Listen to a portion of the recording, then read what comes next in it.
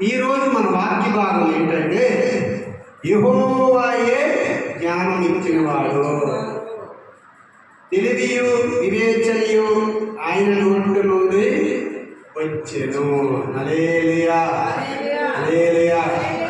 ఏంటంటే యెహోవాయే జ్ఞానము ఇచ్చేవాడు. యెహోవా తప్ప వేరెవరు కూడా జ్ఞానము ఇవ్వలేరు. మన స్వంత జ్ఞానంతో అయితే దెబ్బలు కాసేస్తాం. హల్లెలూయా. దేవుడు ఇచ్చిన జ్ఞానంతో అయితే మర్యాద వెళ్ళి వస్తాం, లేదంలో ఏమవుతుంది పడిపోతుంది. హల్లెలూయా హల్లెలూయా హల్లెలూయా. అయితే వాక్యంలోకి వెళ్ళిపోదామండి. యెహోవాయే జ్ఞానము ఇచ్చినవాడు. హల్లెలూయా. సామెతల గ్రంథం 2వ అధ్యాయం 6వ వచనం మనం చూసినట్లయితే, సామెతల గ్రంథం చెప్పండి. యెహోవాయే జ్ఞానం ఇచ్చినవాడు, తెలివియు వివేచనయు ఆయన నోటి నుండి వచ్చెను. హల్లెలూయా. ఉపదేశం చదువుకుందామండి.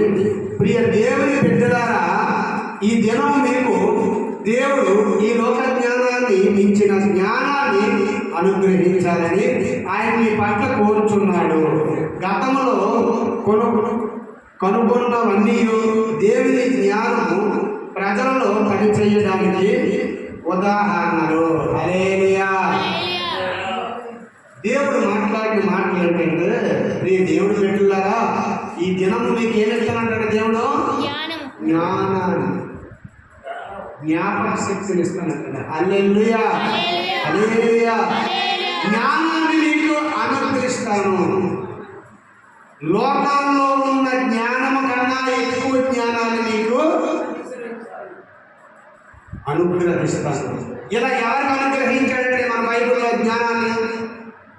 సొలొమోనుకి. హల్లెలూయా.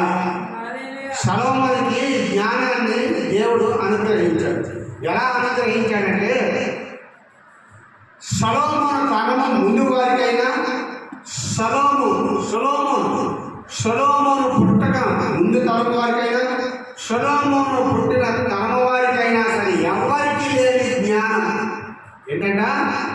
ఎవరికి లేని జ్ఞానం ఎవరికి ఇచ్చాడు? సొలొమోనుకి. దేవుడే మీరు చెప్పాడండి, సొలొమోను నీకన్నా ముందు తరం వారికి నీకున్న జ్ఞానం ఉండదు, నీ తర్వాత తరం వారికి కూడా నీకున్న జ్ఞానము ఉండదు. హల్లెలూయా హల్లెలూయా. అటువంటి జ్ఞానం ఈరోజు మనకి దేవుడు అనుగ్రహిస్తానంటాడు. ఆయన పట్ల మనము ఎలా ఉండాలి? అవిధేయతతో ఉండాలి. హల్లెలూయా. ఆయన మనకు అనుగ్రహించే ప్రతి ఫలాన్ని మనం అనుభవించాలి. హల్లెలూయా హల్లెలూయా. ఒకటోది, ఇది మనం ఈరోజు చూసుకున్నట్లయితే కొన్ని అధ్యాయాలు చూసుకుందామండి. ఈ అధ్యాయాల్లో ఒక ఏడు జ్ఞానాల గురించి చెప్పుకున్నాం. జ్ఞానాల గురించి 7 అంటే జ్ఞానంలో కూడా 7 జ్ఞానాలు ఉన్నాయి పాస్టర్ గారు అంటే ఉన్నాయి. హల్లెలూయా. మన దేవుడికి అసాధ్యమైనది ఏమీ లేదు, సమస్తము సాధ్యం. ఎందుకంటే మన దేవుడు కన్నుండి చూచే దేవుడు, నోరుండి మాట్లాడే దేవుడు, చెవులుండి వినే దేవుడు. యేసయ్యా అని కన్నీరు విడిచి మోకాలేసి ప్రార్థన చేస్తే నీ పక్కనే ఉంటాడు. హల్లెలూయా. బిడ్డ నేనున్నా బిడ్డ అని దేవాది దేవుడు మాట్లాడతాడు. మన దేవుడు ఎవరు? మాట్లాడే దేవుడు. హల్లెలూయా. మన దేవుడు రాయి కాదు, మన దేవుడు రప్ప కాదు, మన దేవుడు చెట్టు కాదు, మన దేవుడు పుట్ట కాదు. మన దేవుడు ఎవరు? జీవము గల దేవుడు, జీవము గల దేవుడు. సమాధిలో ఉన్నాడు మీ దేవుడు, 3 రోజులు సమాధిలో ఉన్నాడు మీ దేవుడు. సమాధిలో లేదండి. బైబిల్ ప్రకారం చూసుకుంటే చనిపోయిన మరుక్షణమే ఆయన ఆత్మ బయటికి లేచి ఎక్కడికి వెళ్ళింది? పాతాళ పరదేశికి వెళ్ళింది. హల్లెలూయా. ఎక్కడికి వెళ్ళింది? పాతాళ పరదేశికి వెళ్ళింది. పాతాళ పరదేశికి వెళ్ళి అక్కడ ఎవరిని కలిసింది? మన తండ్రి అయిన అబ్రహాముని, ఇస్సాకుని, యాకోబుని, దానియేలుని వాళ్ళందరినీ కలిశాడు దేవుడు. కలిసి అక్కడ ఉండి వాళ్ళతో కొన్ని మాట్లాడి మళ్ళా ఎప్పుడు వచ్చాడు, ఎప్పుడు చనిపోయాడు, ఎప్పుడు మళ్ళా బయటకు వచ్చాడు. హల్లెలూయా.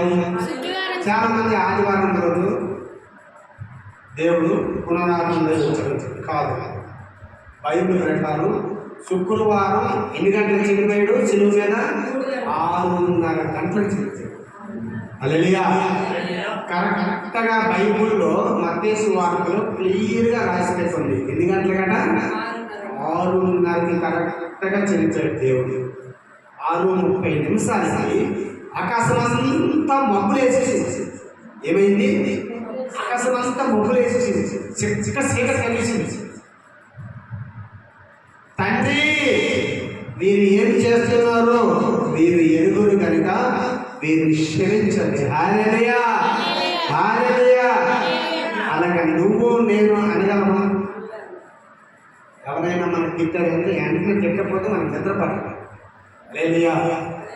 ఎవరైనా కొట్టారంటే నిజయ్యా చేయవా, నాకు కొట్టాడు, నువ్వేదో చేయాలి తండ్రి, నువ్వు చేసినా నాకు దేవుడు అంటావా? హల్లెలూయా. కానీ దేవుడు ఏమంటాడంటే 45 కొరడాలు పట్టుకుంటారు. 49 కొరడాలు, ఒకటి తక్కువ 50 కొరడాలు పట్టుకుంటారండి. ఆ కొరడాలు ఏంటి? ఆ కొరడా చుట్టూరు ఏంటది? ఒక ముంత, దాని చుట్టూరు ముళ్ళు ఇలా కొట్టి తీస్తే మనం భూమి దున్నుతాం చూడండి, అలాగ వచ్చేసి శాతం. అట్లాంటి వేదన ముళ్ళకీరను తీసుకొచ్చి గుచ్చే అది మెదడులో నరాల్లో దూరిపోయి. హల్లెలూయా. పిడిగుద్దులు గుద్దారు, ముఖం మీద ఉమ్ము వేశారు. చనిపోయాడో లేదో అని ఒక సైనికుడు, ఆయన పుట్టి గుడ్డివాడు, అంటే ఒక కన్ను కనబడదు, ఒక కన్ను కనబడదు. పుట్టి ఏంటి? గుడ్డివాడు. ఆ గుడ్డివాడు ఏం చేశాడంటే రాజు చెప్తే అది చేయాలి.